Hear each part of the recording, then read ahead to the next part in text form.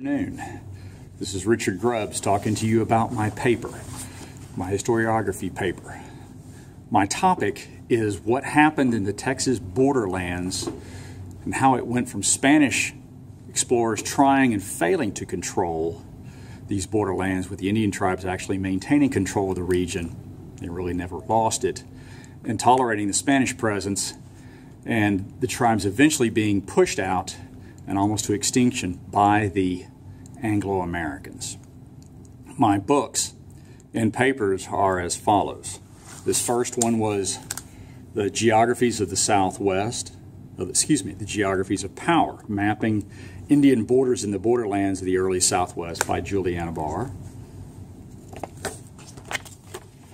The Indians' Old World, Native Americans and the Coming of the Europeans by Neil Salisbury. War of a Thousand Deserts, Indian Raids in the U.S.-Mexican War by Brian DeLay. Violence Over the Land, Indians and Empires in the Early American West by Ned Blackhawk.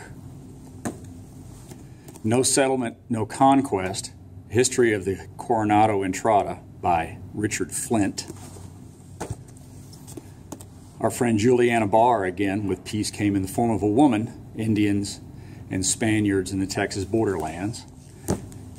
And last but not least, we have David J. Weber and his Spanish Frontier in North America. But those are my books that I'm looking at in this historiography. The conclusions that I reach are that when the Americans decided to move west and take the lands, they did this in such sheer numbers that the Native American tribes never really stood a chance to do anything about it, especially after the Civil War, when the U.S. Army moved west and technology, the railroads, and the industry followed with them, along with the westward migration of people coming west after the war. Couple this with a thirst for wealth and resources, the Indian tribes were pretty much doomed after that.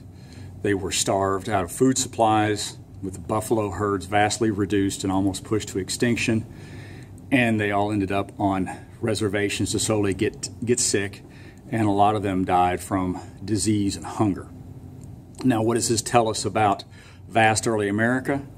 Well, my essay and these books tell us that vast early America is a lot more than just the East Coast and the 13 original colonies. It's a region that extends all the way to the Pacific Ocean and includes parts of what will become Mexico before it becomes part of the United States. And vast really does describe what this is. Thank you very much.